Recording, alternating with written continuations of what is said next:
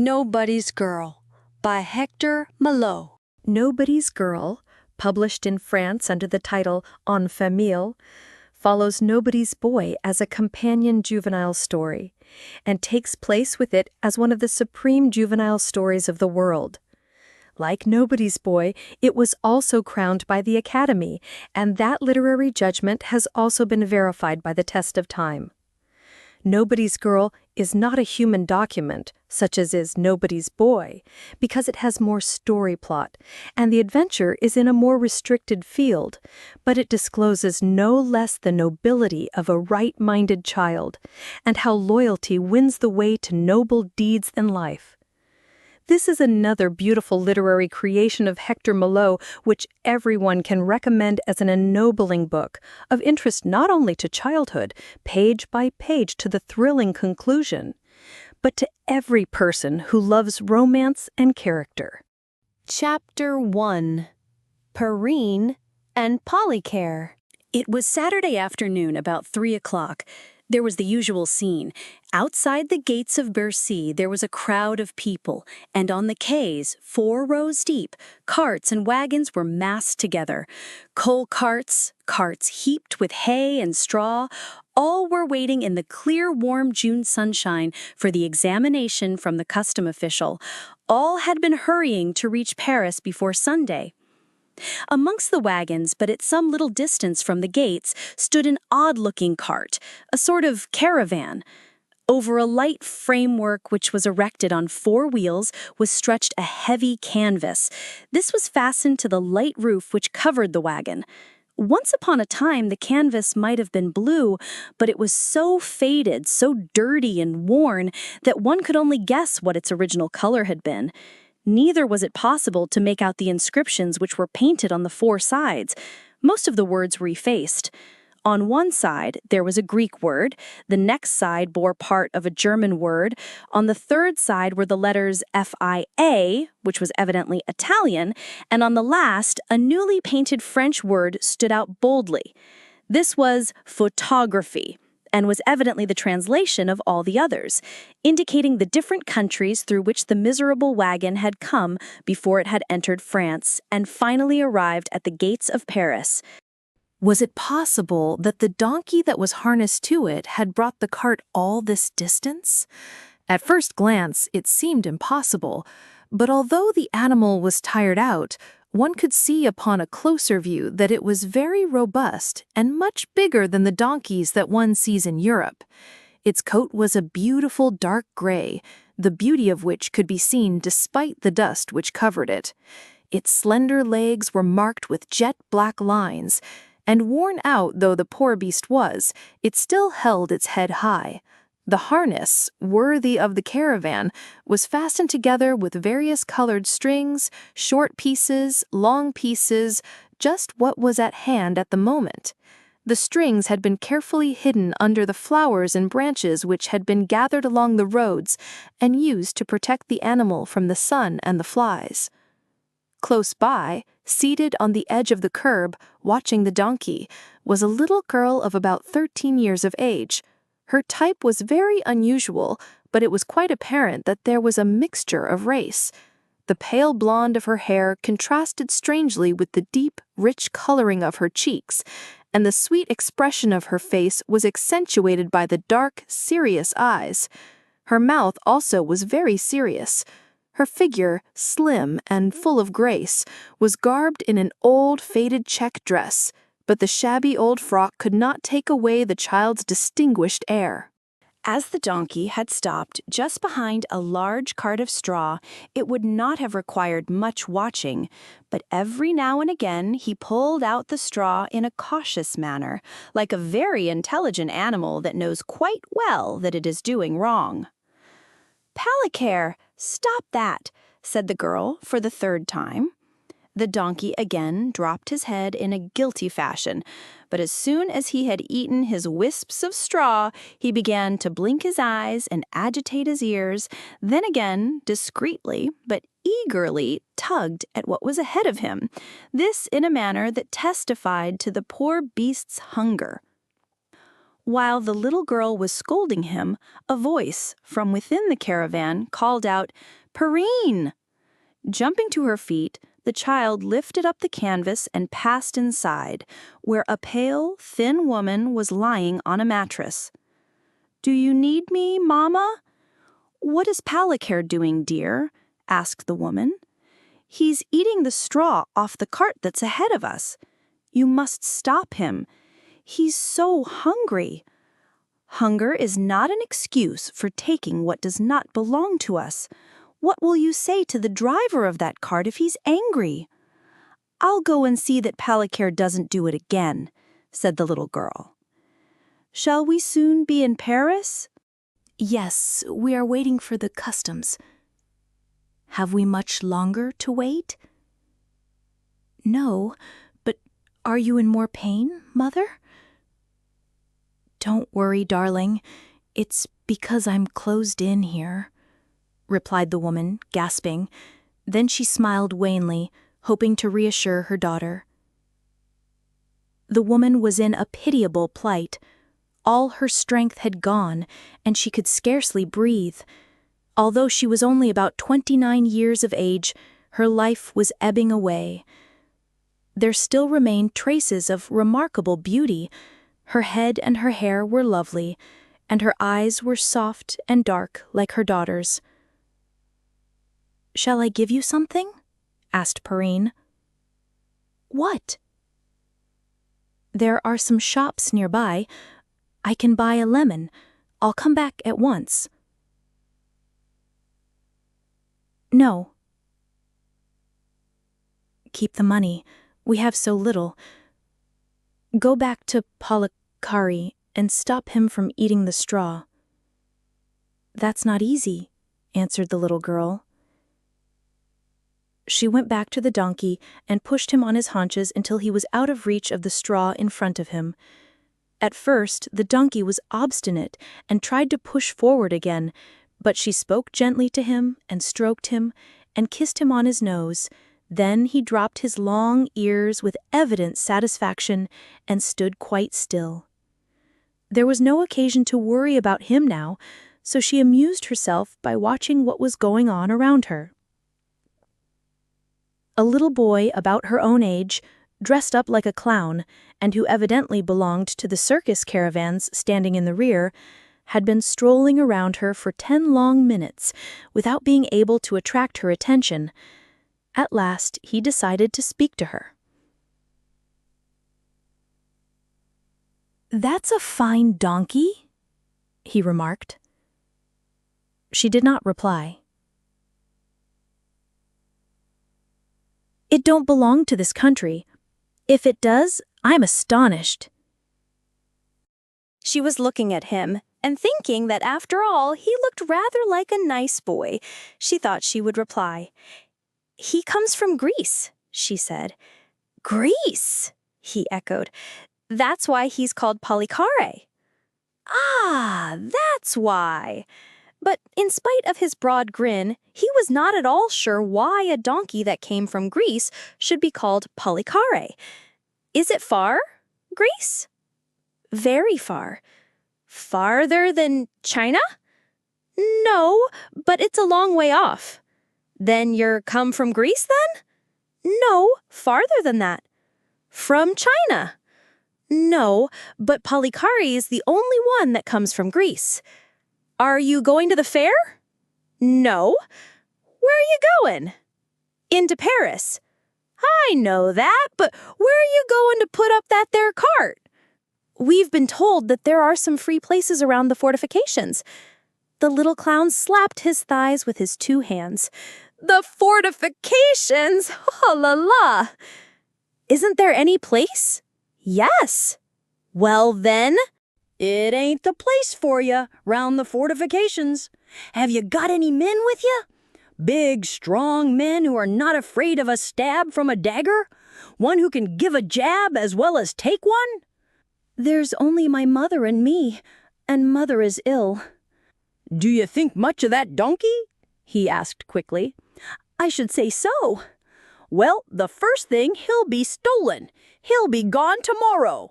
Then the rest'll come after, and it's Fatty as tells you so." "Really?" "Should say so. You've never been to Paris before?" "No, never." "That's easy to see. Some fools told you where to put your card up, but you can't put it there. Why don't you go to Grain of Salt?" "I don't know Grain of Salt." "Why, he owns the Grain of Salt fields. You needn't be afraid of him, and he'd shoot anybody who tried to get in his place." "Will it cost much to go there?"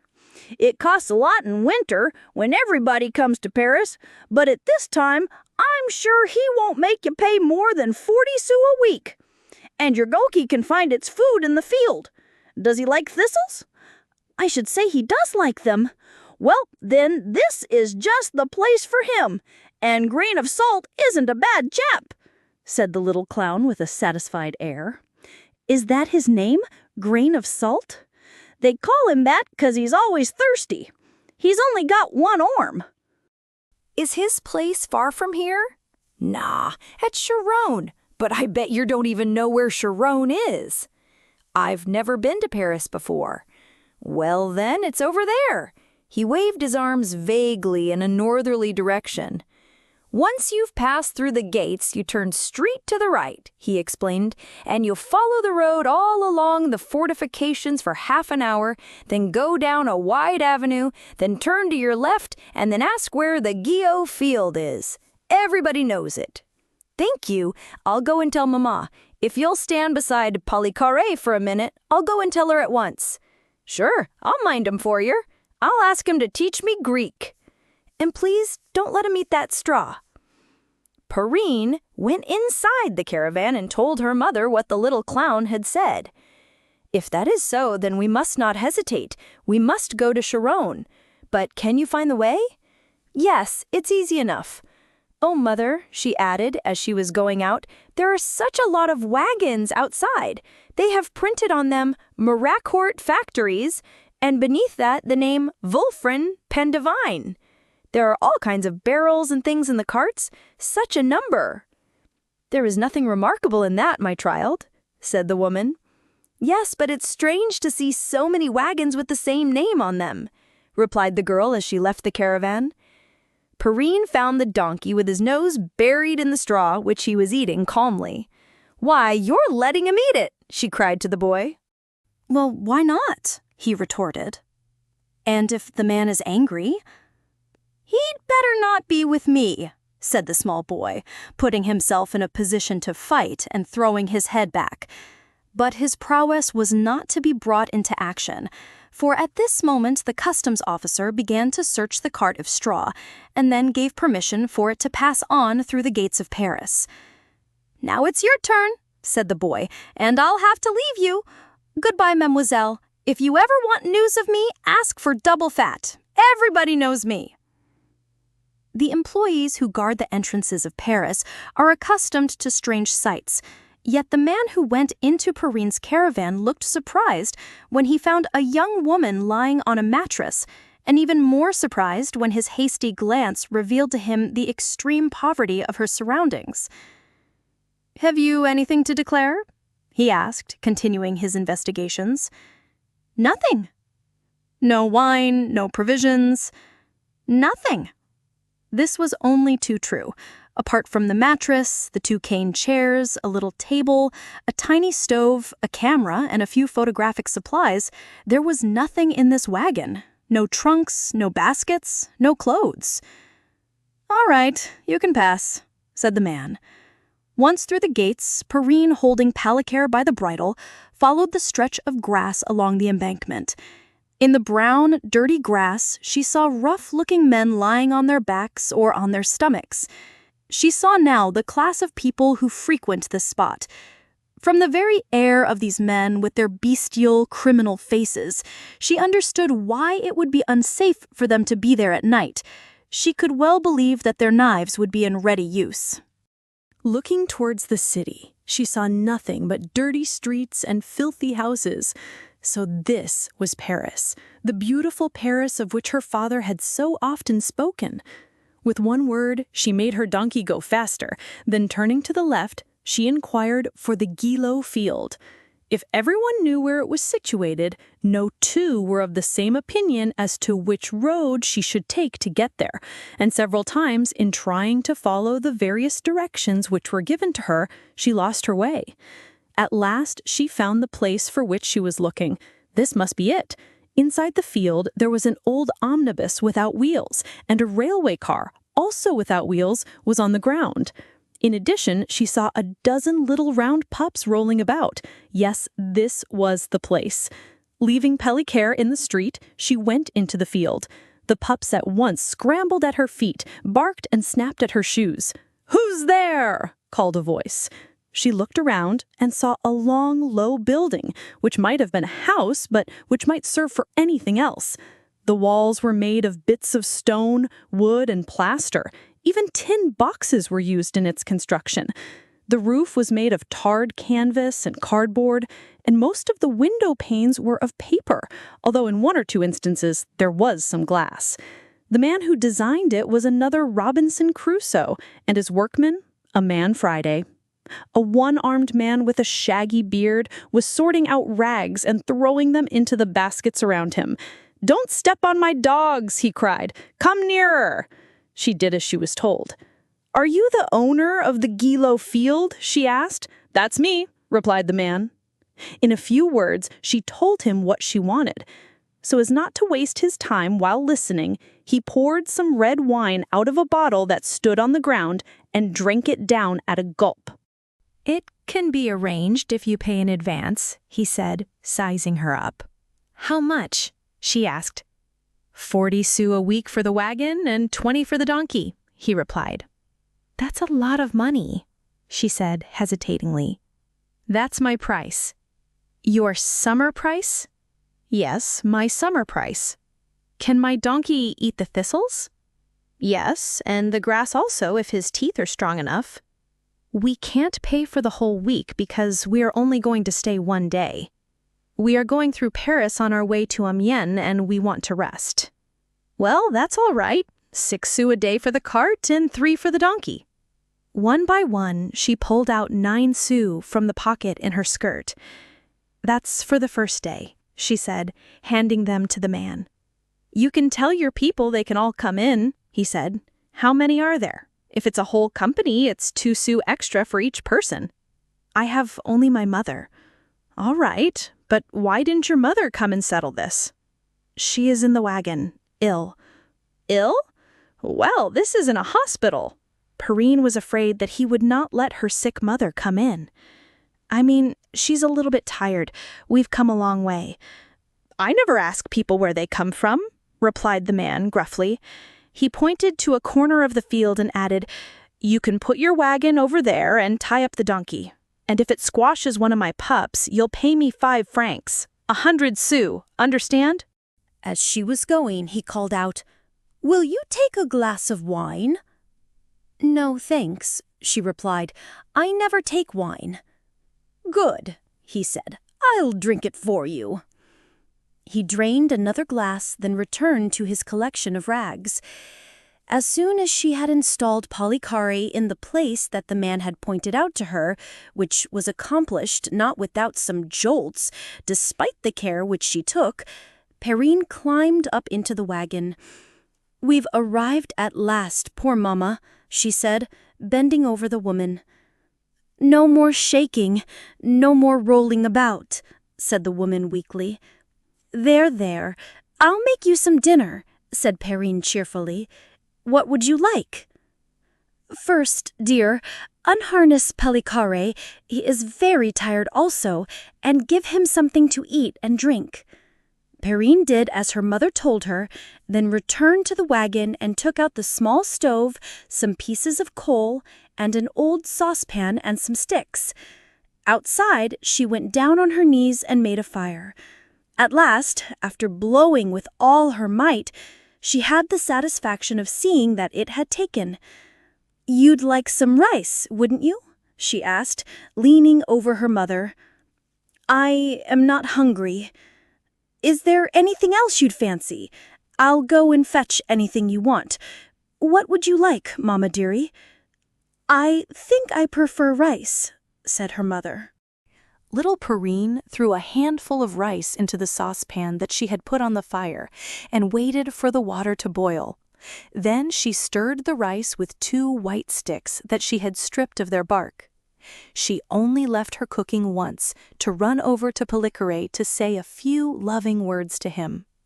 The donkey was eating the thistles with a satisfaction, the intensity of which was shown by the way his long ears stood up. When the rice was cooked to perfection, Perrine filled a bowl and placed it at her mother's bedside. Also 2 glasses, 2 plates, and 2 forks. Sitting down on the floor, with her legs tucked under her and her skirts spread out, she said, like a little girl who is playing with her doll, "Now we'll have a little din-din, Mammy, dear, and I'll wait on you."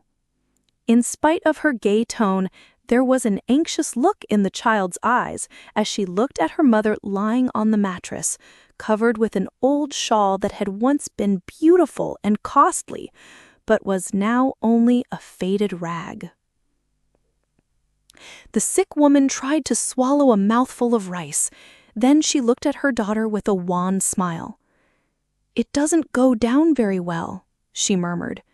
"You must force yourself," said Perrine. "The second will go down better, and the third better still." "I cannot. No, I cannot, dear." "Oh, Mama!" The mother sank back on her mattress, gasping. But weak though she was, she thought of her little girl and smiled. Little Perrine threw a handful of rice into the saucepan that she had put on the fire and waited for the water to boil. Then she stirred the rice with 2 white sticks that she had stripped of their bark. "The rice is delicious, dear," she said. "You eat it. As you do the work, you must feed well. You must be very strong to be able to nurse me, so eat, darling, eat." Keeping back her tears, Perrine made an effort to eat her dinner. Her mother continued to talk to her. Little by little, she stopped crying and all the rice disappeared. "Why don't you try to eat, Mother?" she asked. "I forced myself." "But I'm ill, dear." "I think I ought to go and fetch a doctor. We are in Paris now, and there are good doctors here." "Good doctors will not put themselves out unless they are paid." "We'll pay." "With what, my child?" "With our money. You have 7 francs in your pocket, and a florin which we could change here. I've got 17 sous. Feel in your pocket." The black dress, as worn as Perrine's skirt but not so dusty, for it had been brushed, was lying on the bed and served for a cover. They found the 7 francs and an Austrian coin. "How much does that make in all?" asked Perrine. "I don't understand French money." "I know very little more than you," replied her mother. Counting the florin at 2 francs, they found they had 9 francs and 85 centimes. "So you see, we have more than what is needed for a doctor," insisted Perrine. "He won't cure me with words. We shall have to buy medicine." I have an idea. You can imagine that all the time I was walking beside Polychore, I did not waste my time just talking to him, although he likes that. I was also thinking of both of us, but mostly of you, Mama, because you are sick. And I was thinking of our arrival at Maracourt. Everybody has laughed at our wagon as we came along, and I am afraid if we go to Maracourt with it, we shall not get much of a welcome. If our relations are very proud, they'll be humiliated. So I thought, she added wisely, that as we don't need the wagon anymore, we could sell it. Now that you are ill, no one will let me take their pictures, and even if they would, we have not the money to buy the things for developing that we need. We must sell it. And how much can we get for it? We can get something. Then there is the camera and the mattress. Everything, said the sick woman. But you don't mind, do you, Mother, dear? We have lived in this wagon for more than a year, said her mother. Your father died here, and although it's a poor thing, it makes me sad to part with it. It is all that remains of him. There is not one of these old things here that does not remind us of him." She stopped, gasping. The tears were rolling down her cheeks. "Oh, forgive me, Mother, for speaking about it," cried Perrine. "My darling, you are right. You are only a child, but you have thought of the things that I should have. I shall not be better tomorrow nor the next day, and we must sell these things, and we must decide to sell—" The mother hesitated. There was a painful silence. "Pallicaire," said Perrine at last. "You have thought that also?" asked the mother. "Yes," said Perrine, "and I have been so unhappy about it, and sometimes I did not dare look at him for fear he would guess that we were going to part with him instead of taking him to Maracourt with us. He would have been so happy there after such a long journey. If we were only sure of a welcome, but they may turn us away. If they do, all we can do then is to lie down by the roadside and die. But no matter what it costs, we must get to Maracourt, and we must present ourselves as well as we can so that they will not shut their doors upon us." "Would that be possible, Mama? The memory of Papa, he was so good. Could they be angry with him now he is dead?" "I am speaking as your father would have spoken, dear. So we will sell Pallicaire. With the money that we get for him, we will have a doctor so that I can get stronger. Then, when I am well enough, we will buy a nice dress for you and one for me, and then we'll start. We will take the train as far as we can and walk the rest of the way." "That boy who spoke to me at the gates told me that Pallicaire was a fine donkey, and he knows, for he is in a circus. It was because he thought Pallicaire was so beautiful that he spoke to me. I don't know how much an Eastern donkey would bring in Paris, but we'll see as soon as we can," said the sick woman. Leaving her mother to rest, Perrine got together their soiled clothing and decided to do some washing. Adding her own waste to a bundle consisting of 3 handkerchiefs, 2 pairs of stockings, and 2 combinations, she put them all into a basin, and with her washboard and a piece of soap, she went outside. She had ready some boiling water, which she had put on the fire after cooking the rice. This she poured over the things. Kneeling on the grass, she soaped and rubbed until all were clean. Then she rinsed them and hung them on a line to dry. While she worked, Pallicaire, who was tied up at a short distance from her, had glanced her way several times. When he saw that she had finished her task, he stretched his neck towards her and sent forth 5 or 6 brays, an imperative call. "Did you think I had forgotten you?" she called out. She went to him, changed his place, and gave him some water to drink from her saucepan, which she had carefully rinsed, for if he was satisfied with all the food that they gave him, he was very particular about what he drank. He would only drink pure water from a clean vessel, or red wine. This he liked better than anything. She stroked him and talked to him lovingly, like a kind nurse would to a little child, and the donkey, who had thrown himself down on the grass the moment he was free, placed his head against her shoulder. He loved his young mistress, and every now and again he looked up at her and shook his long ears in sign of utter content. All was quiet in the field, and the streets close by were now deserted.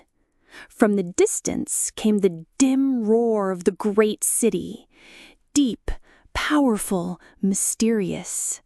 The breath and life of Paris, active and incessant, seemed like the roar of a mighty ocean, going on and on in spite of the night that falls.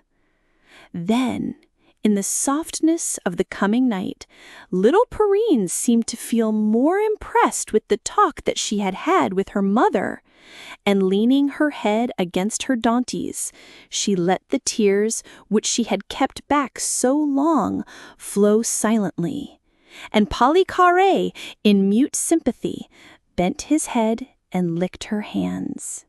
Chapter 2. Grain of salt is kind. Many times that night, Perrine, lying beside her mother, had jumped up and run to the well for water so as to have it fresh. In spite of her desire to fetch the doctor as early as possible the next morning, she had to wait until Grain of Salt had risen, for she did not know what doctor to call in. She asked him. Certainly he knew of a good doctor, and a famous one too, who made his rounds in a carriage, not on foot, like doctors of no account. Dr. Cendrier, Rue Rouble, near the church. He was the man. To find the street, she had only to follow the railway tracks as far as the station. When he spoke of such a great doctor who made his rounds in a carriage, Perrine was afraid that she would not have enough money to pay him, and timidly she questioned Grain of Salt, not daring to ask outright what she wanted to know. Finally, he understood. "What you'd have to pay?" he asked. "It's a lot, but it won't be more than 40 sous, and so as to make sure, you'll have to pay him in advance."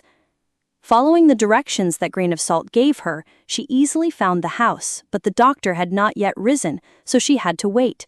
She sat down on a bench in the street, outside a stable door, behind which a coachman was harnessing a horse to a carriage. She thought if she waited there, she would be sure to catch the doctor as he left the house, and if she gave him her 40 sous, he would consent to come. She was quite sure that he would not if she had simply asked him to visit a patient who was staying in the Guillot field. She waited a long time. Her suspense increased at the thought that her mother would be wondering what kept her away so long. At last an old-fashioned carriage and a clumsy horse came out of the stables and stood before the doctor's house. Almost immediately the doctor appeared, big, fat, with a gray beard. Before he could step into his carriage, Perrine was beside him. She put her question tremblingly. "The Guillot field?" he said. "Has there been a fight?" "No, sir. It's my mother who is ill." "Who is your mother?" "We are photographers." He put his foot on the step. She offered him her 40 sous quickly. "We can pay you," she hastened to say. "Then it's 60 sous," he said. She added 20 sous more. He took the money and slipped it into his waistcoat pocket. "I'll be with your mother in about 15 minutes, he said. She ran all the way back, happy, to take the good news. "He'll cure you, Mama. He's a real doctor," she said, breathlessly. She quickly busied herself with her mother, washing her hands and face and arranging her hair, which was beautiful, black and silky. Then she tidied up the room, which only had the result of making it look emptier and poorer still. She had not long to wait. Hearing the carriage in the road, she ran out to meet the doctor. As he was walking towards the house, she pointed to the wagon. "We live there in our wagon," she said.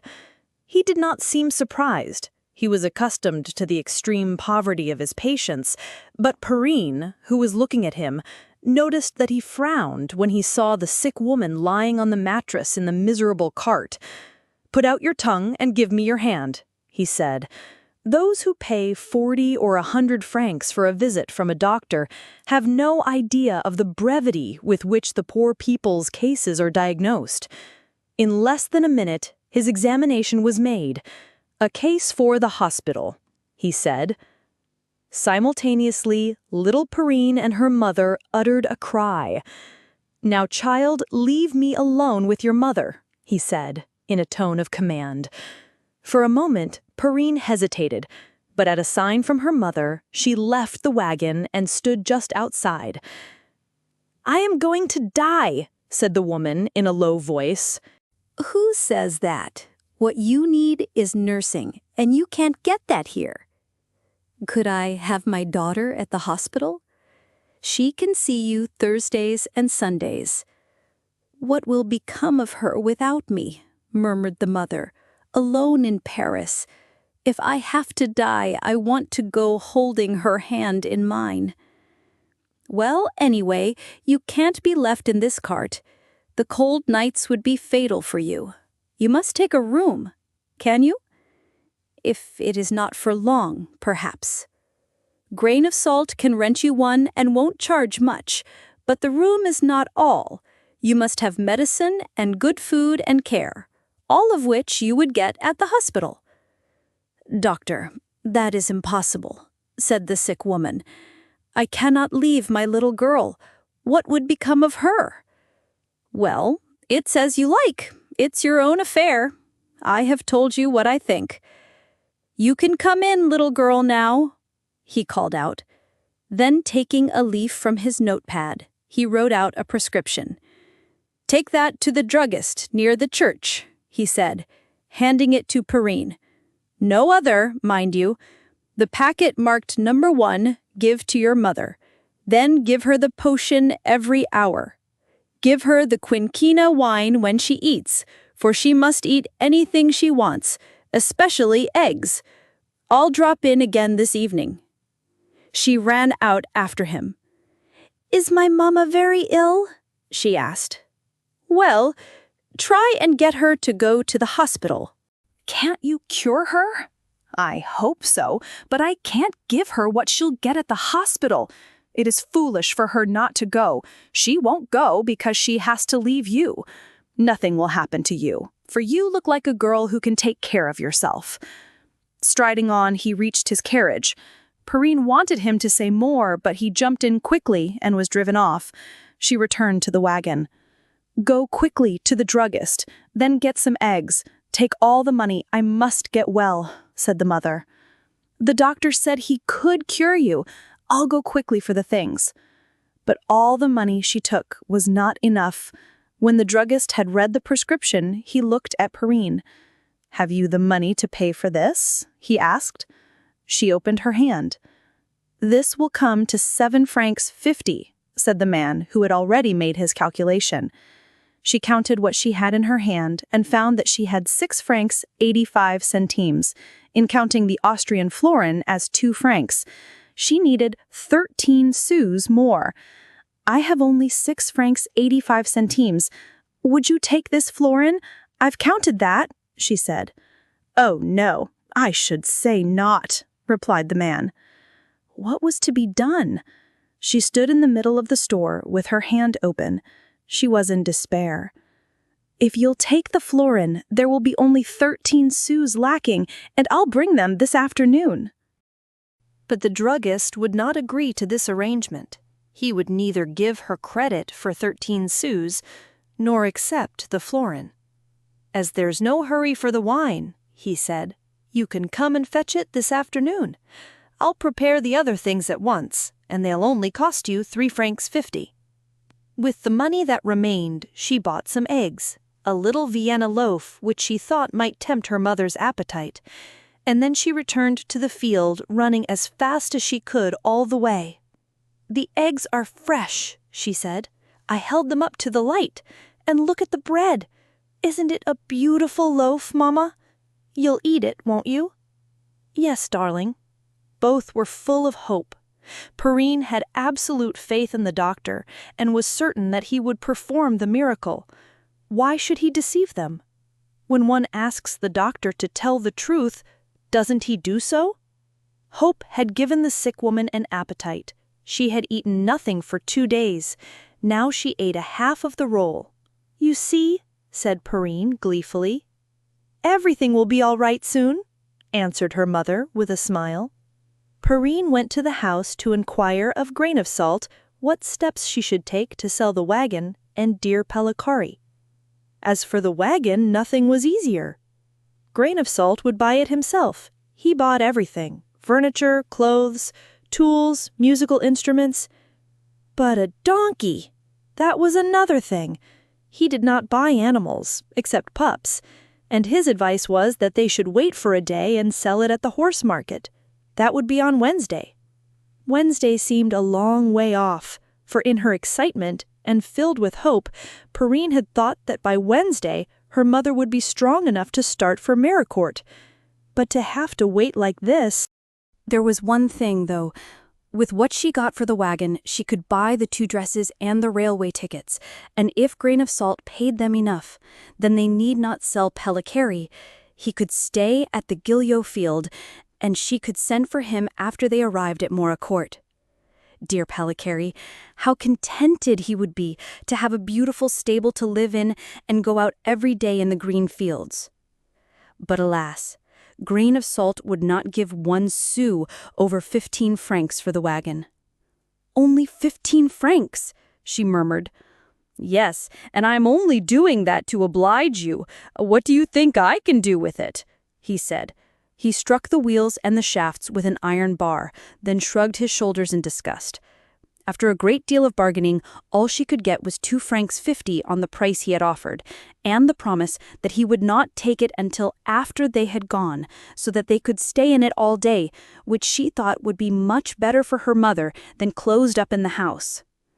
After she had looked at the room that Grain of Salt was willing to rent, she realized how much the wagon meant to them, for in spite of the pride in which he spoke of his apartments and the contempt in which he spoke of the wagon, Perrine was heartbroken at the thought that she must bring her dear mother to this dirty, smelling house. As she hesitated, wondering if her mother would not be poisoned from the odor which came from the heaps of things outside, Grain of Salt said impatiently, "Hurry up! The rag pickers will be here in a moment, and I'll have to get busy." "Does the doctor know what these rooms are like?" she asked.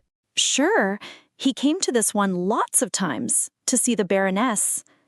That decided her. If the doctor had seen the rooms, he knew what he was doing in advising them to take one. And then if a Baroness lived in one, her mother could very well live in the other. "You'll have to pay 1 week in advance," said the landlord, "and 3 sous for the donkey, and 6 for the wagon." "But you've bought the wagon," she said in surprise.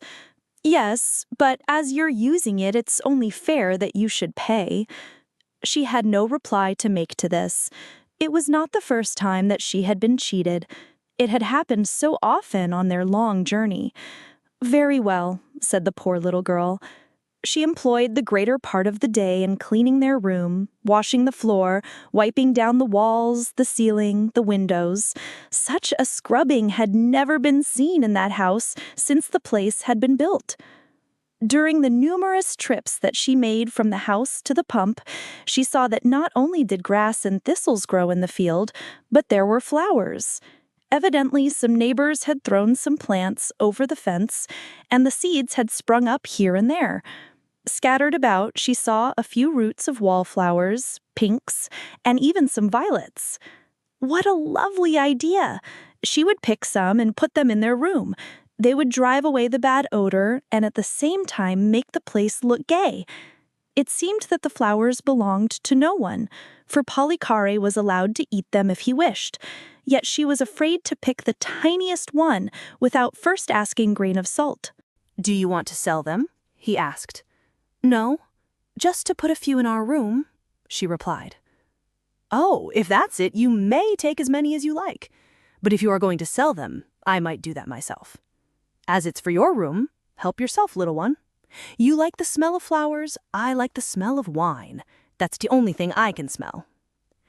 She picked the flowers, and searching amongst the heap of broken glass, she found an old vase and some tumblers. The miserable room was soon filled with the sweet perfume of wallflowers, pinks, and violets, which kept out the bad odors of the rest of the house, and at the same time the fresh, bright colors lent a beauty to the dark walls. While working, she had made the acquaintance of her neighbors. On one side of their room lived an old woman whose gray head was adorned with a bonnet decorated with the tricolor ribbon of the French flag. On the other side lived a big man, almost bent double. He wore a leather apron so long and so large that it seemed to be his only garment. As to the big man with the apron, he was a cobbler, so she learned from the Baroness, and he worked from morning to night. He was always silent, like a fish, and for this reason everybody called him Father Carp. But although he did little talking, he made enough noise with his hammer. At sunset, Perrine's room was ready. Her mother, as she was helped in, looked at the flowers with surprise and pleasure. "How good you are to your mamma, darling," she murmured as she clung to Perrine's arm. "How good I am to myself," Perrine cried gaily, "because if I do anything that pleases you, I am so happy." At night, they had to put the flowers outside. Then the odors of the old house rose up terribly strong, but the sick woman did not dare complain.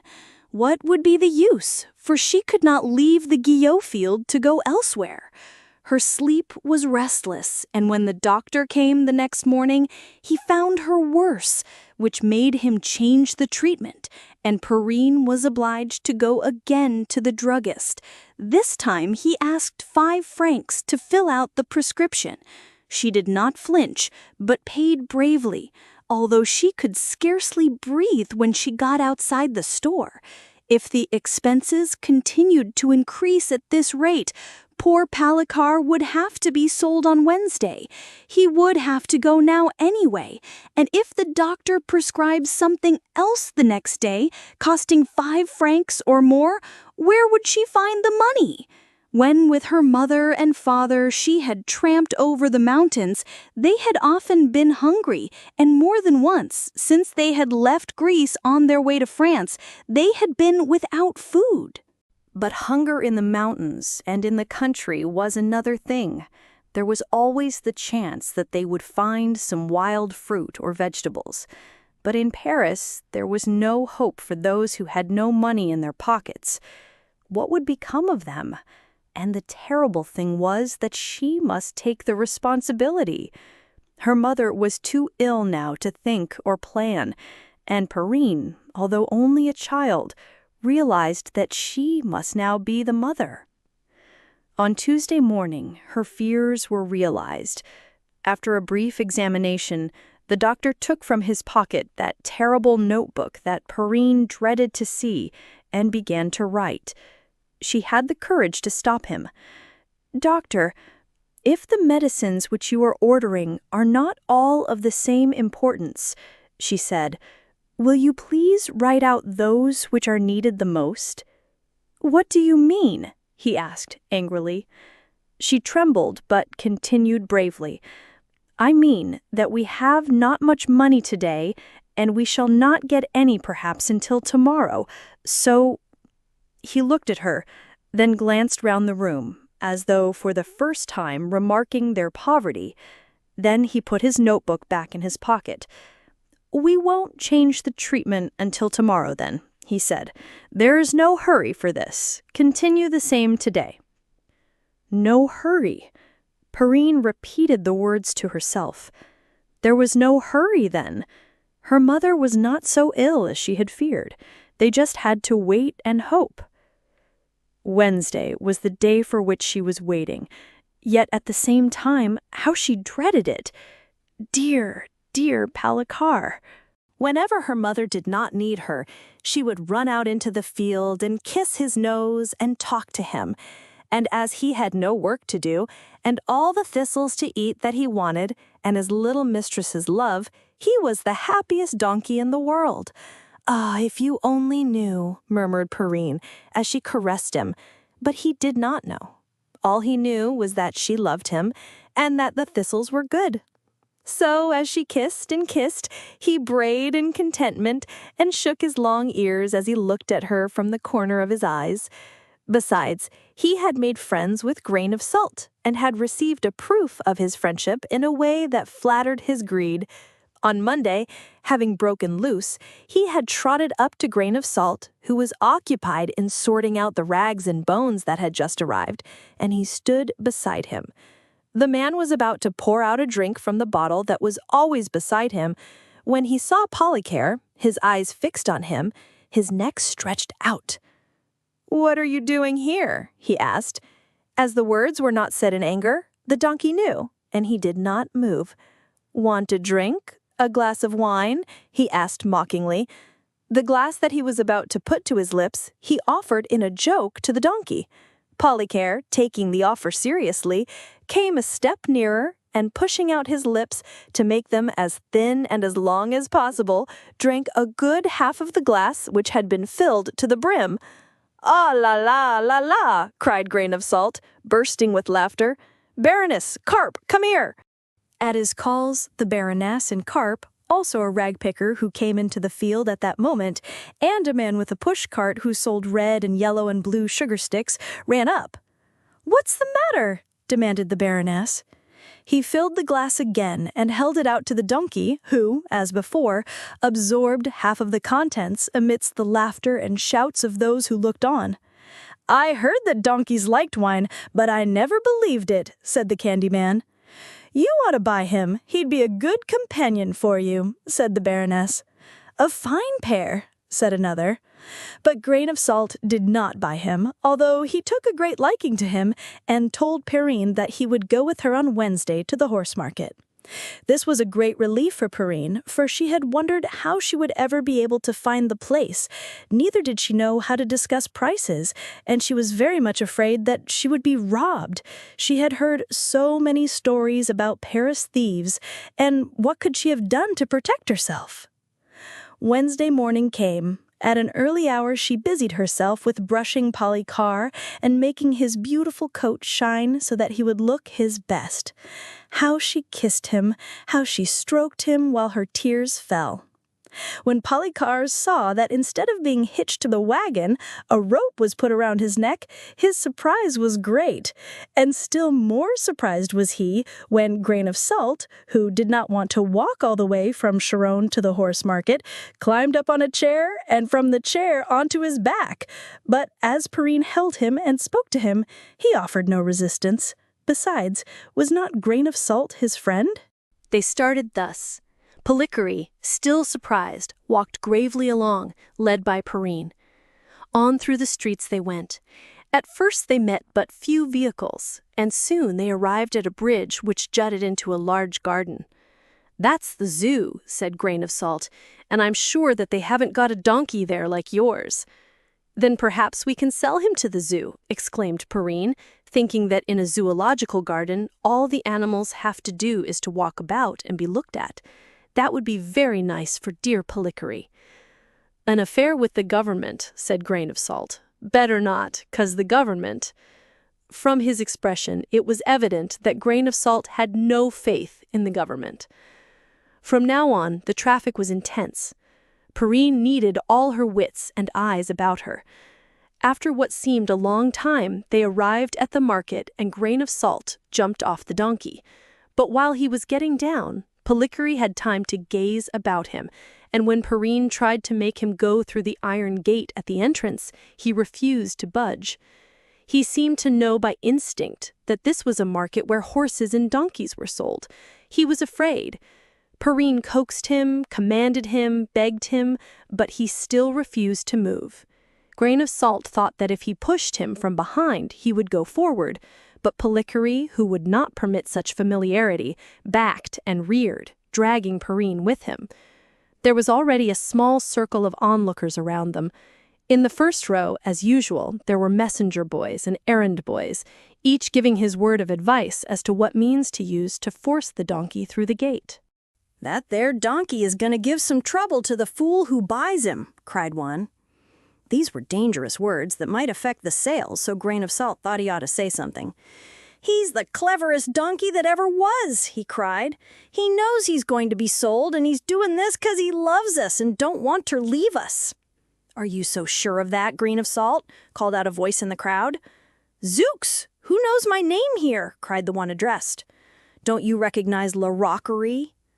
"My faith, that's so!" he cried, as the speaker came forward. They shook hands. "That donkey yours?" "No, it belongs to this little gal." "My faith, that's so," he cried, as the speaker came forward. They shook hands. "That donkey yours?" "No, it belongs to this little gal." "Do you know anything about it?" "We've had more than one glass together, and if you want a good donkey, I'll speak for him." "I need one, and yet I don't need one," said La Rockery. "Well, come and take a drink. 'Tain't worthwhile to pay for a place in the market. Especially if he won't budge. I told you he was a smart one. He's that intelligent.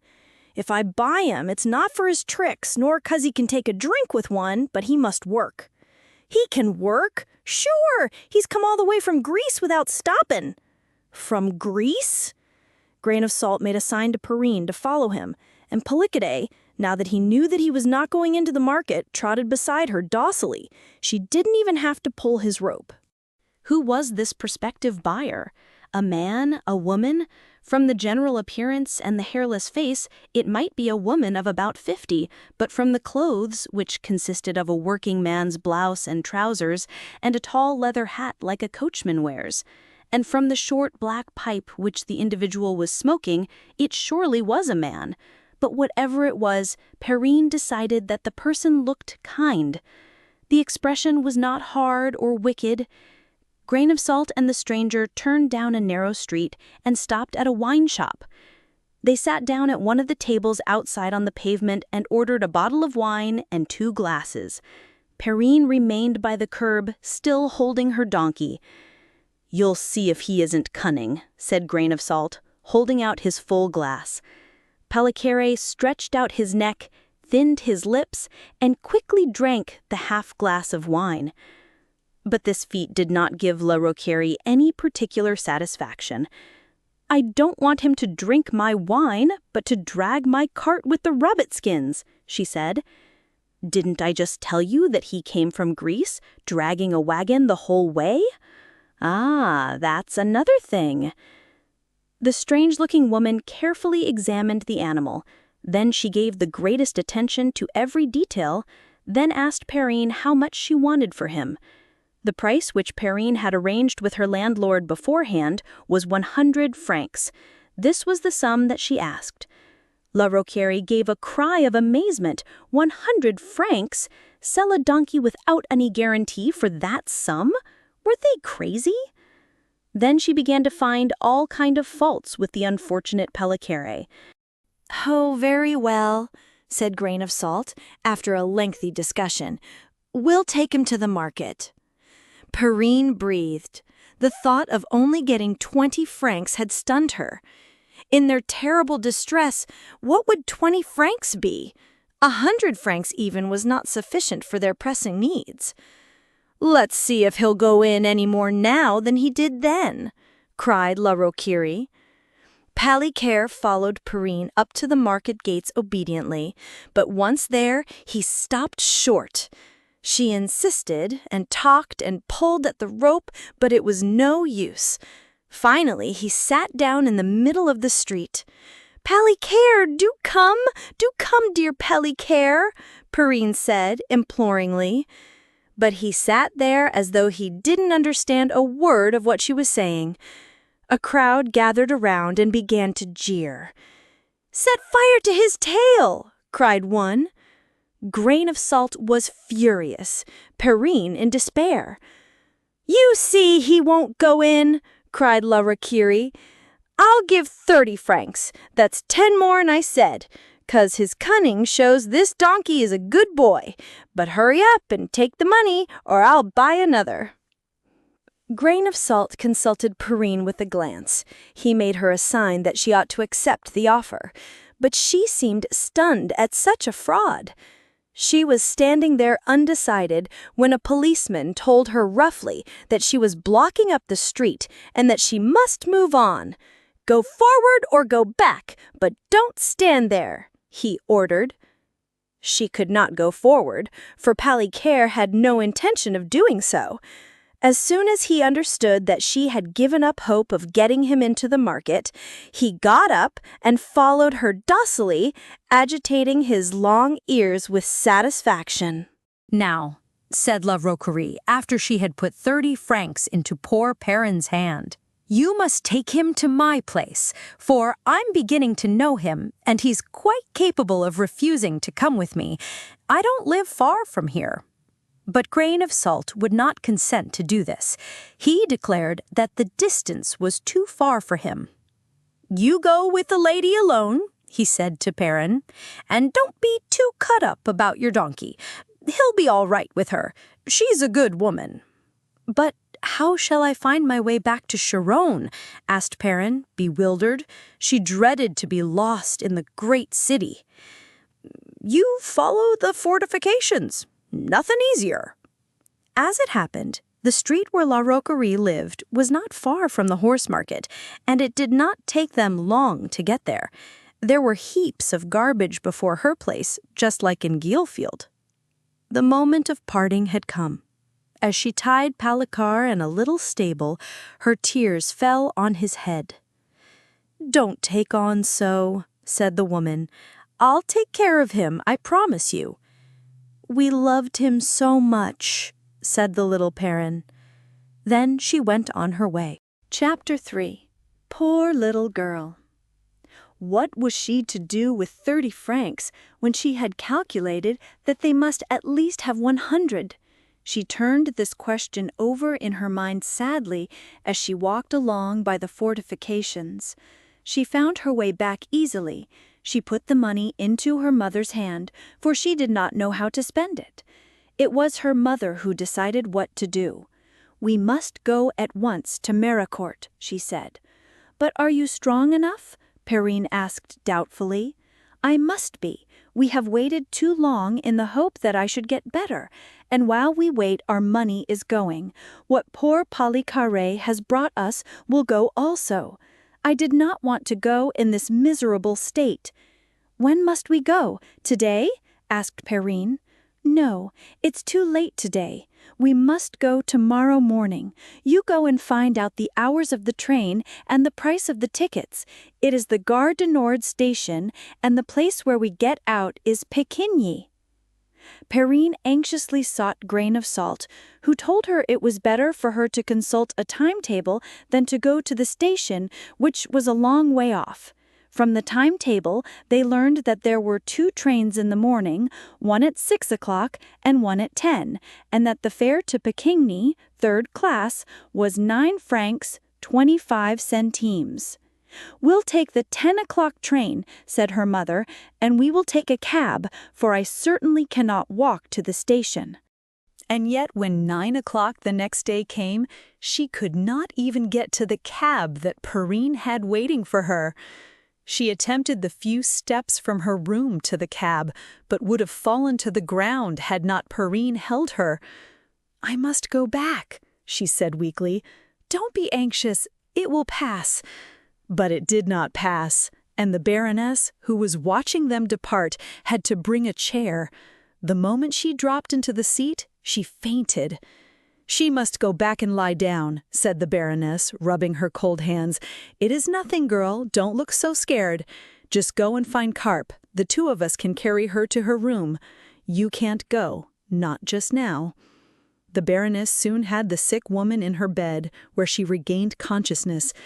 "Now you must just stay there in your bed," said the Baroness kindly. "You can go just as well tomorrow. I'll get Carp to give you a nice cup of bouillon. He loves soup as much as the landlord loves wine. Winter and summer he gets up at 5 o'clock and makes his soup. Good stuff it is, too. Few can make better." Without waiting for a reply, she went to Carp, who was again at his work. "Will you give me a cup of your bouillon for our patient?" she asked. He replied with a smile only, but he quickly took the lid from a saucepan and filled a cup with the savory soup. The Baroness returned with it, carrying it carefully so as not to spill a drop. "Take that, my dear lady," she said, kneeling down beside the bed. "Don't move, but just open your lips." A spoonful was put to the sick woman's lips, but she could not swallow it. Again she fainted, and this time she remained unconscious for a longer time. The Baroness saw that the soup was not needed, and so as not to waste it, she made Perrine take it. A day passed. The doctor came, but there was nothing he could do. Perrine was in despair. She wondered how long the 30 francs that La Roquerie had given her would last. Although their expenses were not great, there was first one thing, then another that was needed. When the last sous were spent, where would they go? What would become of them if they could get no more money? She was seated beside her mother's bedside, her beautiful little face white and drawn with anxiety. Suddenly, she felt her mother's hand, which she held in hers, clasp her fingers more tightly. "You want something?" she asked quickly, bending her head. "I want to speak to you. The hour has come for my last words to you, darling," said her mother. "Oh, Mama, Mama," cried Perrine. "Don't interrupt, darling, and let us both try to control ourselves. I did not want to frighten you, and that is the reason why, until now, I have said nothing that would add to your grief. But what I have to say must be said, although it hurts us both. We are going to part." In spite of her efforts, Perrine could not keep back her sobs. "Yes, it is terrible, dear child, and yet I am wondering if, after all, it is not for the best that you will be an orphan.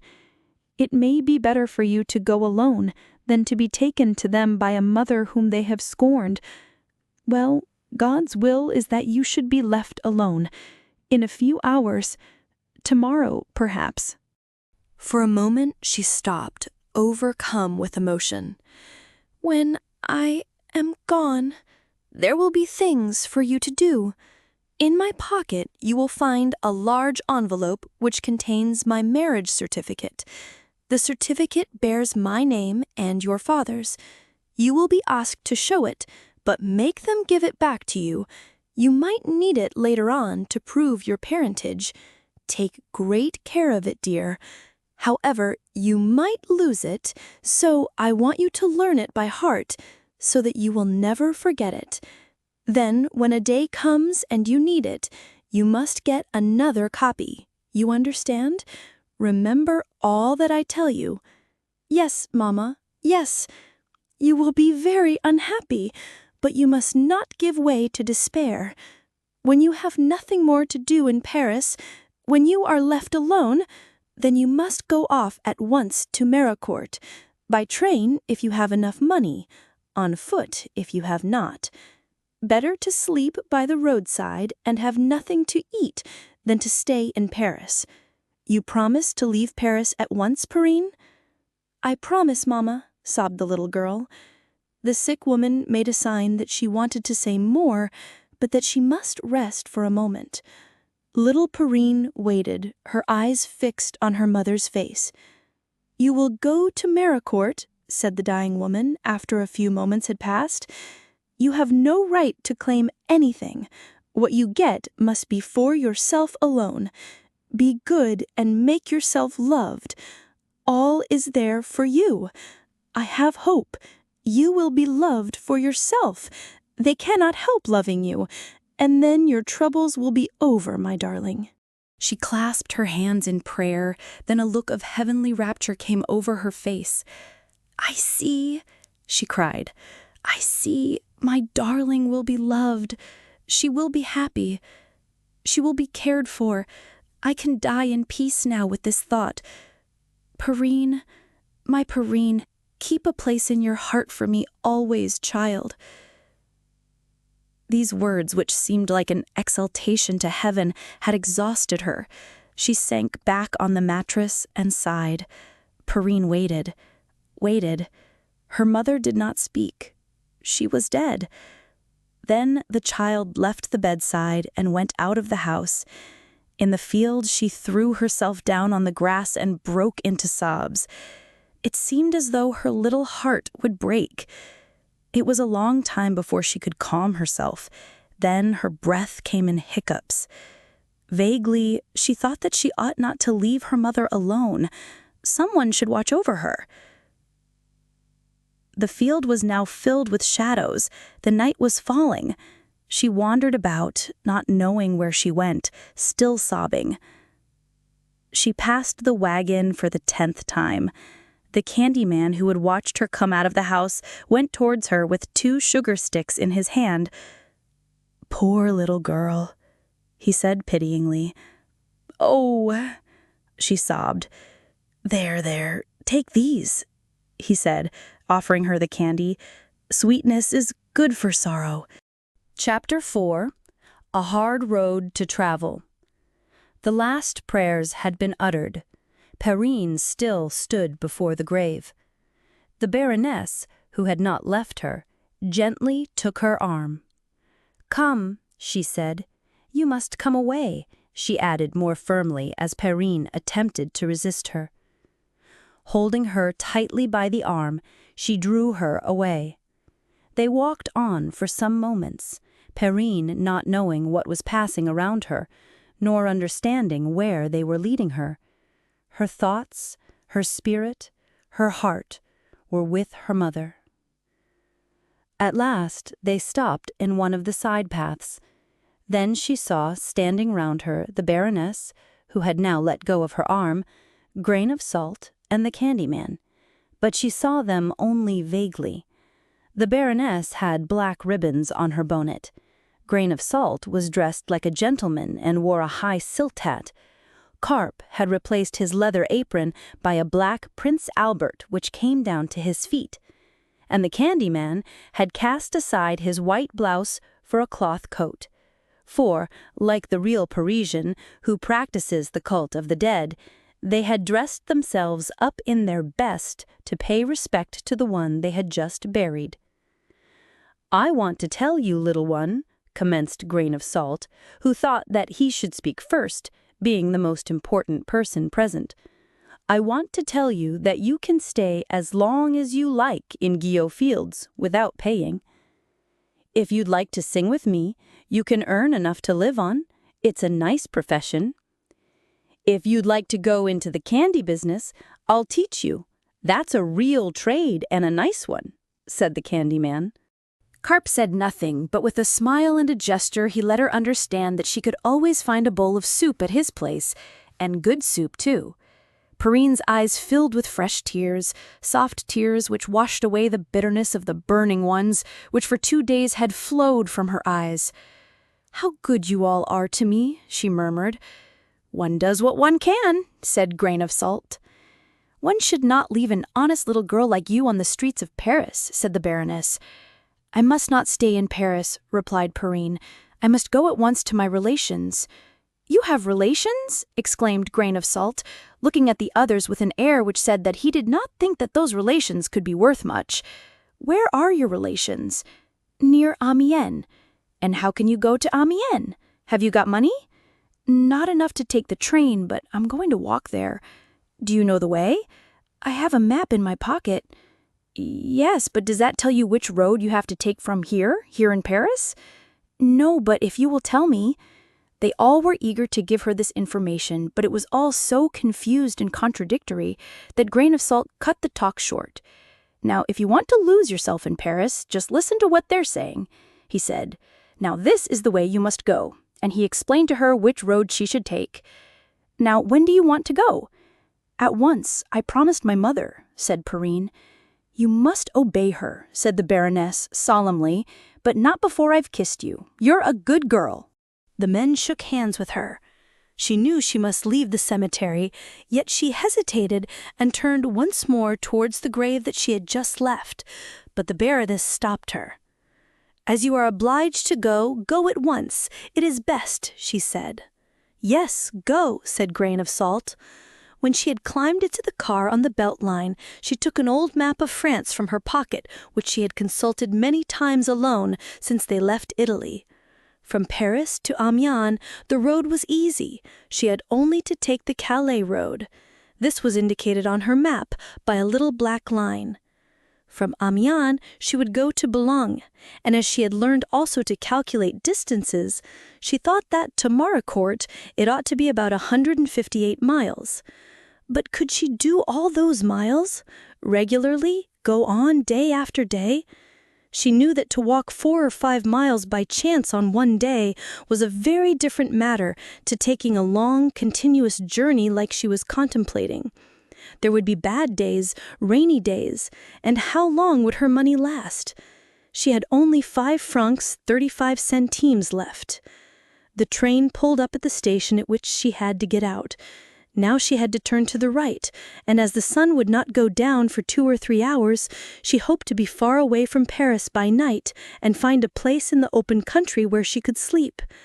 Yet as far as her eyes could see, there was nothing but houses and factories with great tall chimneys sending forth clouds of thick black smoke, and all along the road, wagons, tramways, and carts.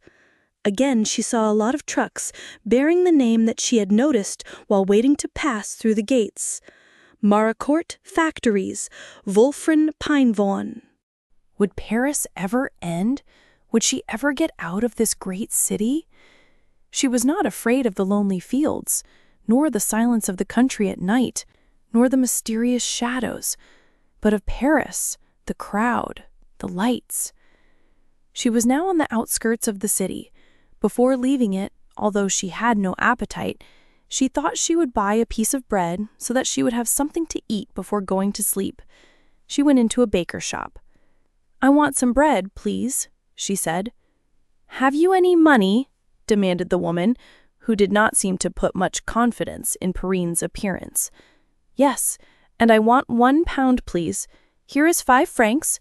Will you give me the change?" Before cutting the bread, the woman took up the 5-franc piece and examined it. "What? That?" she exclaimed, making it ring on the marble slab. "It's a 5-franc piece," said Perrine. "Who told you to try and pass that off on me?" asked the woman angrily. "No one, and I'm asking you for a pound of bread for my supper." "Well, then you won't get any bread, and you'd better get out of here as quickly as you can before I have you arrested." "Arrested? Why?" she stammered in surprise. "Because you're a thief." "Oh, you want to pass counterfeit money on me, you vagabond, you thief. Be off." "No, wait, I'll get a policeman." Perrine knew that she was not a thief, whether the money was real or false, but vagabond she was. She had no home, no parents. What would she answer the policeman? They would arrest her for being a vagabond. She put this question to herself very quickly, but although her fear was great, she thought of her money. "If you don't wish to sell me the bread, at least you can give me back my money," she said, holding out her hand. "So that you can pass it on someone else, eh? I'll keep your money. If you want it, go and fetch the police," cried the woman furiously. "Be off, you thief!"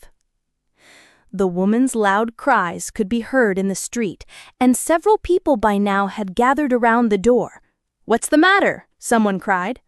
"Why, this girl here is trying to rob my till," shouted the woman. "There never is a cop when one wants one." Terrified, Perrine wondered how she could get out, but they let her pass as she made for the door, hissing her and calling her names as she ran. She ran on and on, too afraid to turn around to see if anyone was following her.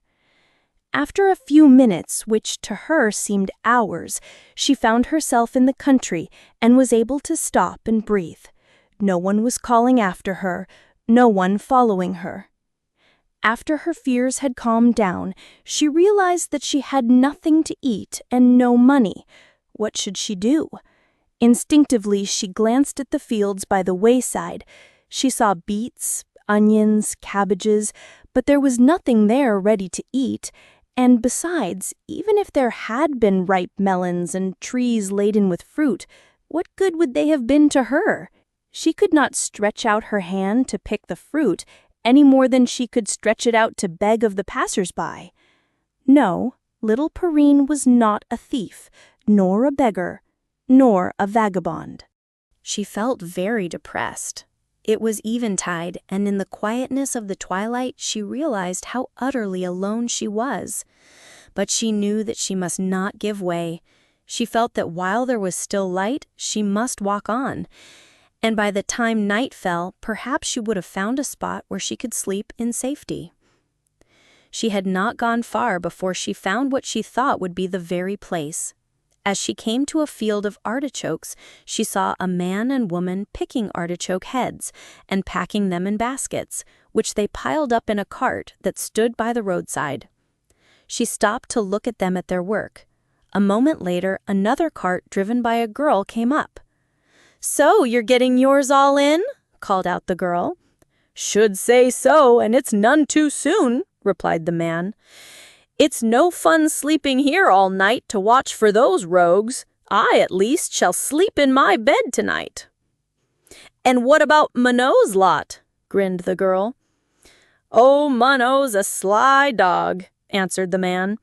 "He counts on us others watching out for his. He's not going to be here tonight. Serve him right if he finds all his gone." All three laughed heartily. They were not over-anxious that Monod should prosper. Didn't he profit by their watch, to take his own slumbers in peace? "That'll be a joke, eh?" "Wait for me," said the girl.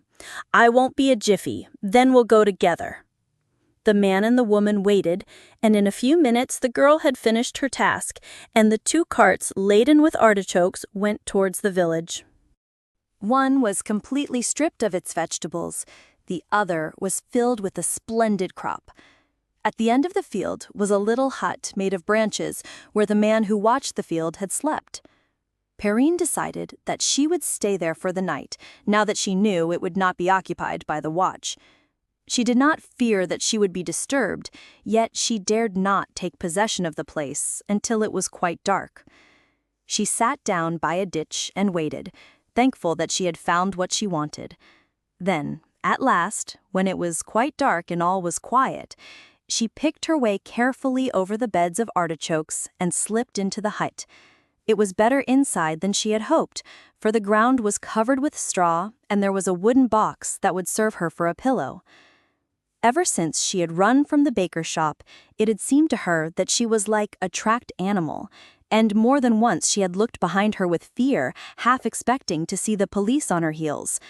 She felt now in the hut that she was safe. Her nerves relaxed.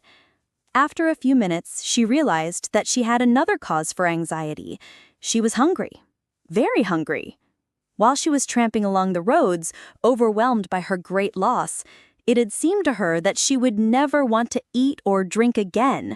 She felt the pangs of hunger now, and she had only 1 sou left. How could she live on 1 sou for 5 or 6 days? This was a very serious question.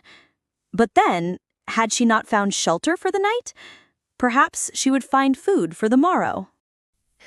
She closed her eyes, her long black lashes heavy with tears. The last thing at night, she had always thought of her dead father. Now it was the spirits of both her father and her mother that seemed to hover around her. Again and again she stretched out her arms in the darkness to them, and then, worn out with fatigue, with a sob she dropped off to sleep. But although she was tired out, her slumbers were broken. She turned and tossed on the straw.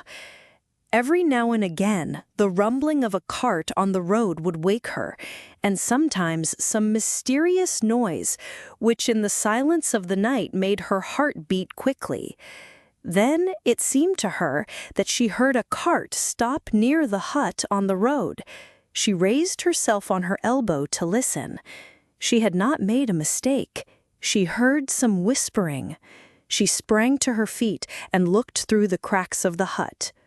A cart had stopped at the end of the field, and by the pale light from the stars, she could dimly see the form of a man or woman throwing out baskets to 2 others, who carried them into the field. This was Mono's lot. What did it mean at such an hour? Had Mono come so late to cut his artichokes? Then she understood. These were the thieves. They had come to strip Mono's field. They quickly cut the artichoke heads and heaped them up in the baskets. The woman had taken the cart away. Evidently, they did not want it to stay on the road while they worked, for fear of attracting the attention of anyone passing by. What would happen to her if the thieves saw her? She had heard that thieves sometimes killed a person who caught them at their work. There was the chance that they would not discover her, for they certainly knew that the hut would not be occupied on this night that they had planned to strip the field. But if they caught her, and then, if they were arrested, she would be taken with them.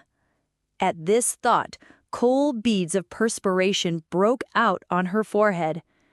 Thieves work quickly. They would soon have finished. But presently they were disturbed. From the distance could be heard the noise of a cart on the paved road. As it drew nearer, they hid themselves, lying down flat between the artichoke beds. The cart passed. Then they went on with their work even more quickly. In spite of their feverish haste, it seemed to little Perrine that they would never be finished.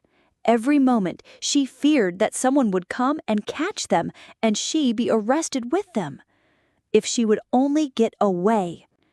She looked about her to see if it were possible for her to leave the hut. This could easily be done, but then they would be sure to see her once she was on the road. It would be better to remain where she was. She lay down again and pretended to sleep.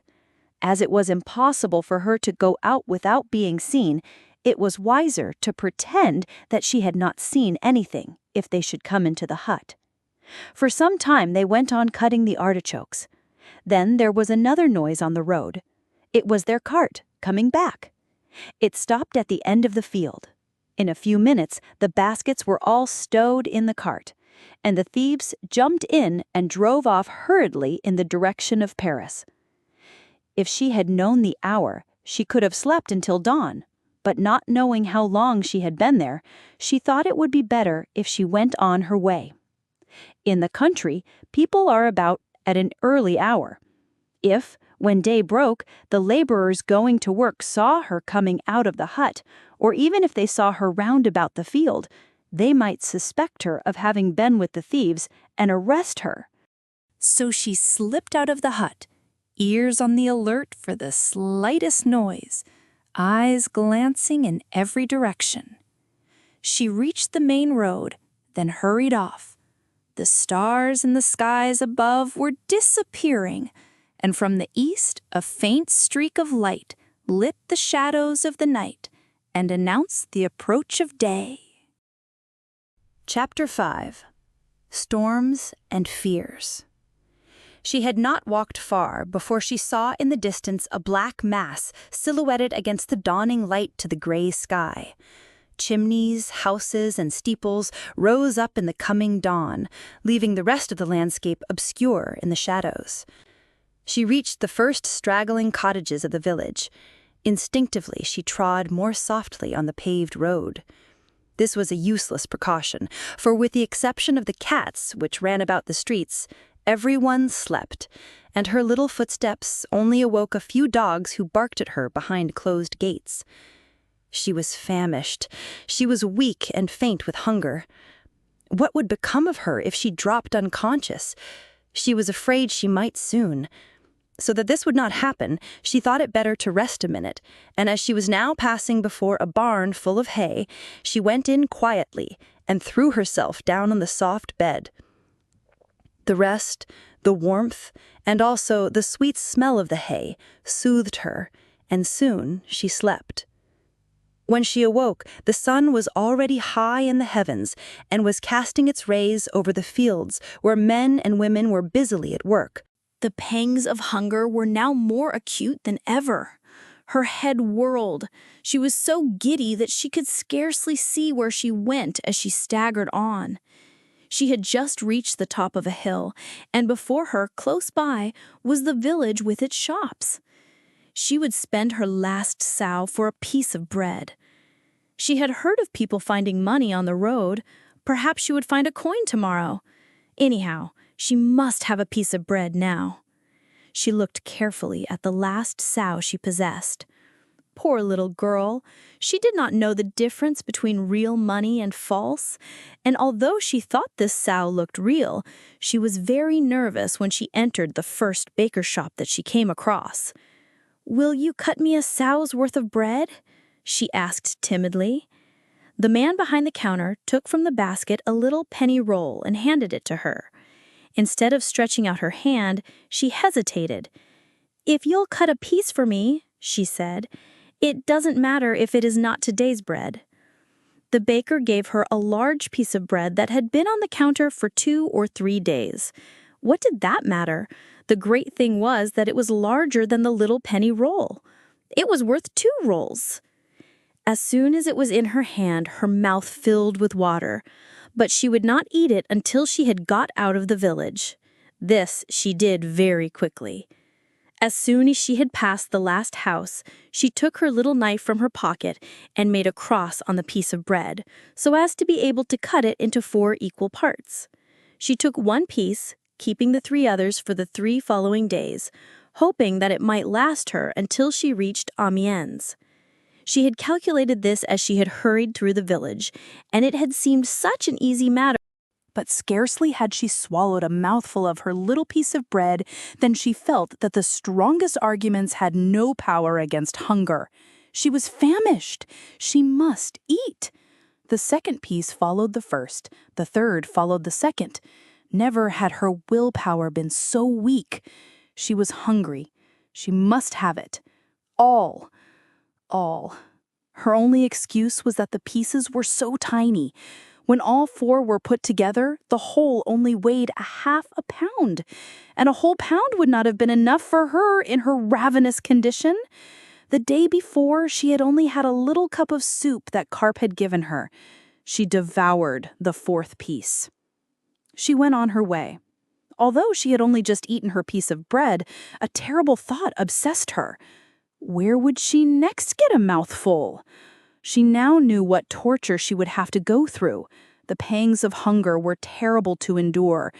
Where should she get her next meal? She walked through 2 more villages. She was getting thirsty now, very thirsty. Her tongue was dry, her lips parched. She came to the last house in the village, but she did not dare ask for a glass of water. She had noticed that the people looked at her curiously, and even the dogs seemed to show their teeth at the ragged picture she presented. She must walk on. The sun was very hot now, and her thirst became more intense as she tramped along the white road. There was not a tree along the road, and little clouds of dust rose around her every instant, making her lips more parched. Oh, for a drink of water! The palate of her mouth seemed hard, like a corn. The fact that she was thirsty had not worried her at first. One did not have to go into a shop to buy water. Anybody could have it. When she saw a brook or a river, she had only to make a cup of her hands and drink all she wanted. But she had walked miles in the dust and could see no sign of water. At last, she picked up some little round stones and put them in her mouth. Her tongue seemed to be moister while she kept them there.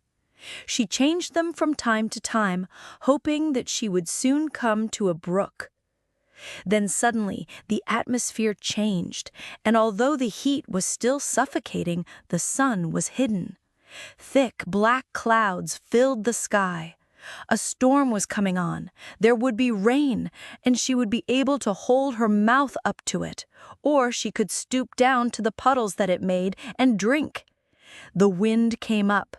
A terrific swirl, carrying clouds of dust and leaves, swept over the country and battered down the crops, uprooting plants and shrubs in its mad fracas. Perrine could not withstand this whirlwind. As she was lifted off her feet, a deafening crash of thunder shook the earth. Throwing herself down in the ditch, she laid flat on her stomach, covering her mouth and her eyes with her 2 small hands. The thunder rolled heavily on. A moment ago, she had been mad with thirst and had prayed that the storm would break quickly. Now she realized that the storm would not only bring thunder and rain, but lightning, terrible flashes of lightning that almost blinded her. And there would be torrents of rain and hail. Where could she go? Her dress would be soaked, and how could she dry it? She clambered out of the ditch. In the distance, she saw a wood. She thought that she might find a nook there where she could take shelter. She had no time to lose. It was very dark. The claps of thunder became more frequent and louder, and the vivid lightning played fantastically on the black sky. Would she be able to reach the wood before the storm broke?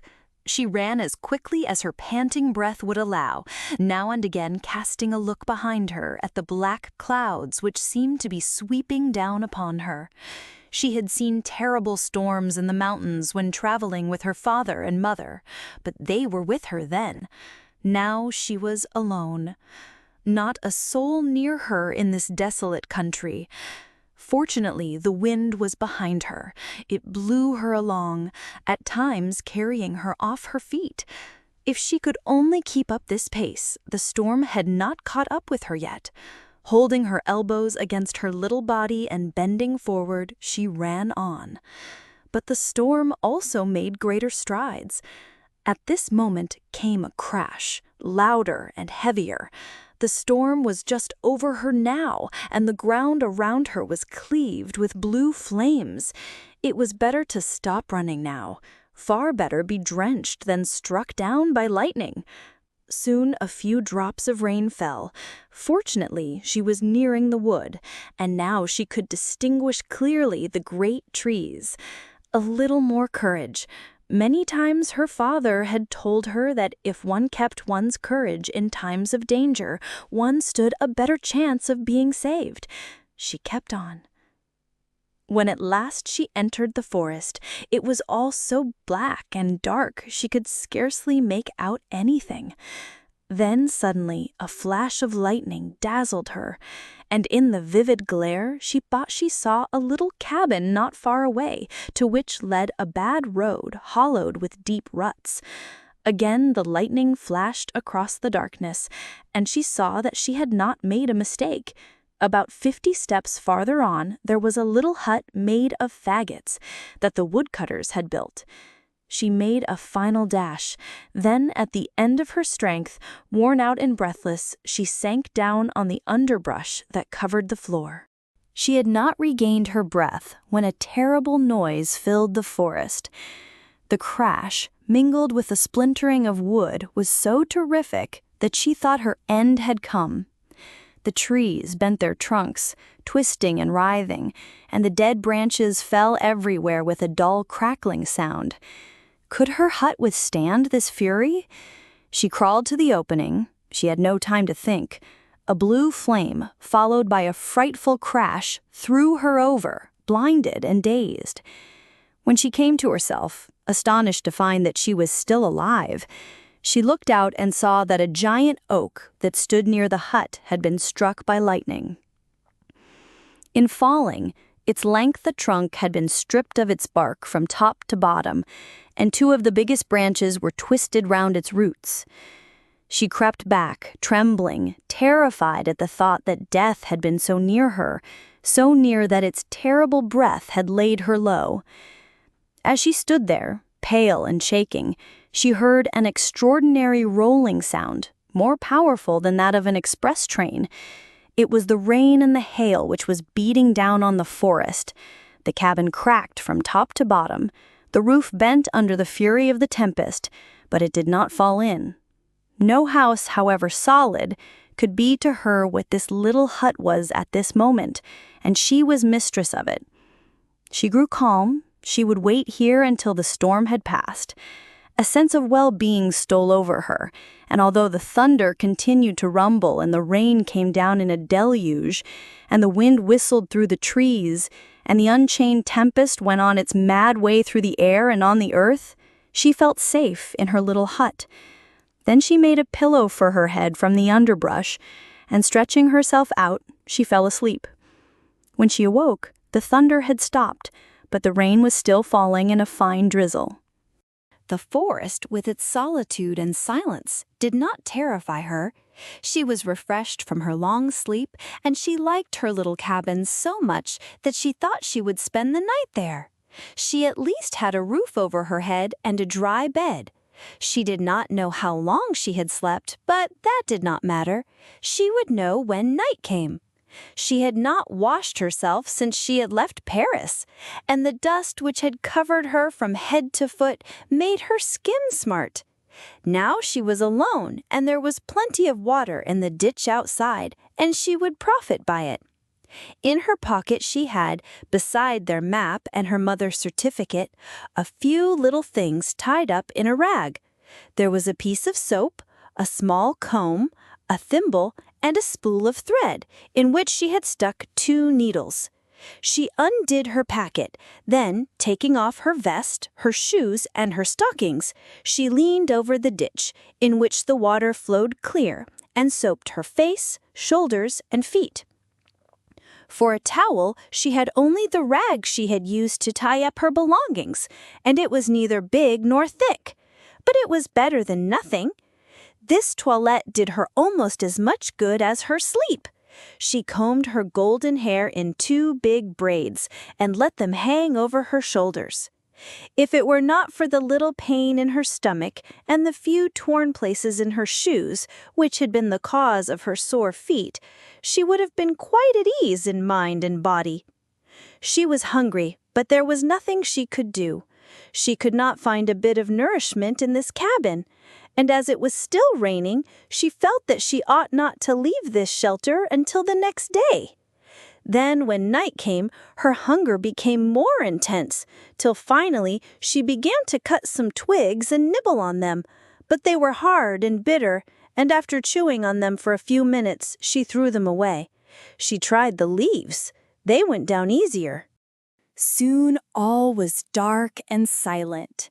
She could hear no other sound than that of the raindrops falling from the branches. Although she had made up her mind to spend the night there, she experienced a feeling of fright at being all alone in this black forest. True, she had spent a part of the day in the same place, running no other danger than that of being struck. But the woods in the daytime are not like the woods at night, with the solemn silence and the mysterious shadows, which make one conjure up the vision of so many weird things. What was in the woods, she wondered? Wolves, perhaps? At this thought, she became wide awake, and jumping up, she found a big stick, which she cut to a point with her knife. Then she strewned branches and faggots all around her, piling them high. She could at least defend herself behind her rampart. Reassured, she laid down again, and it was not long before she was asleep. The song of a bird awoke her.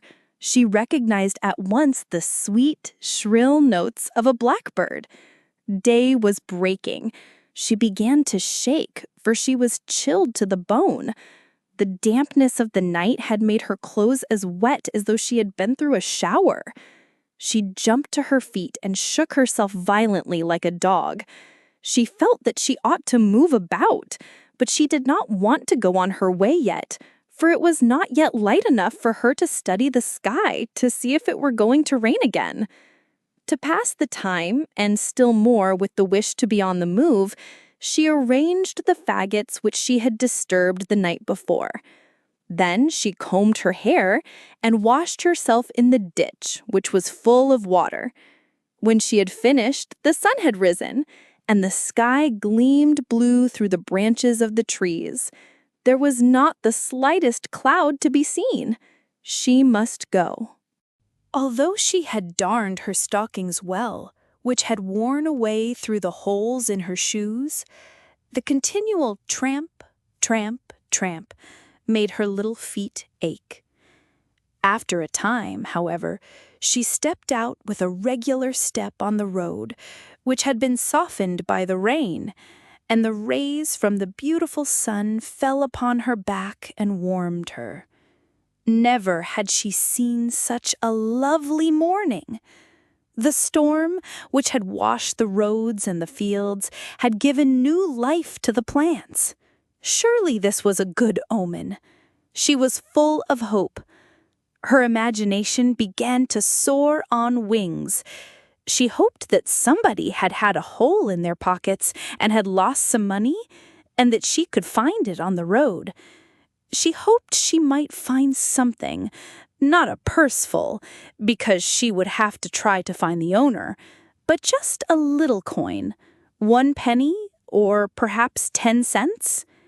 She even thought that she might find some work to do, something that could bring her in a few cents. She needed so little to be able to live for 3 or 4 days. She trudged along with her eyes fixed on the ground, but neither a copper nor a silver coin did she see, and neither did she meet anybody who could give her work. Oh, for something to eat! She was famished. Again and again she had to sit down by the wayside. She was so weak from lack of food. She wondered if she found nothing, would she have to sit down by the road and die? Finally, she came to a field and saw 4 young girls picking peas. A peasant woman seemed to be in charge. Gathering courage, she crossed over the road and walked towards the woman. But the woman stopped her before she could reach her. "What's your want?" she shouted. "I want to know if I can help too," answered Perrine. "We don't want no one. You can give me just what you wish. Where do you come from?" "From Paris." One of the girls raised her head and cast her an angry look. "The gallivanter," she cried. "She comes from Paris to try to get our job." "I told you we don't want nobody," said the woman again. There was nothing to do but to go on her way, which she did with a heavy heart. "Look out, a cop's coming," cried one of the girls. Perrine turned her head quickly, and they all burst out laughing, amused at the joke. She had not gone far before she had to stop. She could not see the road for the tears which filled her eyes. What had she done to those girls that they should be so mean to her? Evidently, it was as difficult for tramps to get work as it was for them to find pennies. She did not dare ask again for a job. She dragged her feet along, only hurrying when she was passing through the villages so that she could escape the stares. She was almost prostrated when she reached a wood. It was midday, and the sun was scorching. There was not a breath of air. She was exhausted and dripping with perspiration. Then her heart seemed to stop, and she fell to the ground, unable to move or think. A wagon coming up behind her passed by. "This heat'll kill one," shouted the driver. In a half-conscious state, she caught his words. They came to her like in a dream. It was as though sentence had been passed upon her. So she was to die. She had thought that herself, but now a messenger of death was saying so. Well, she would die. She could keep up no longer. Her father was dead, and her mother was dead. Now she was going to die. A cruel thought flitted through her dull brain. She wondered why she could not have died with them rather than in a ditch like a poor animal. She tried to make a last effort to get to the wood where she could find a spot to lie down for her last sleep, somewhere away from the road. She managed to drag herself into the wood, and there she found a little grassy spot where violets were growing. She laid down under a large tree, her head on her arm, just as she did at night when she went to sleep.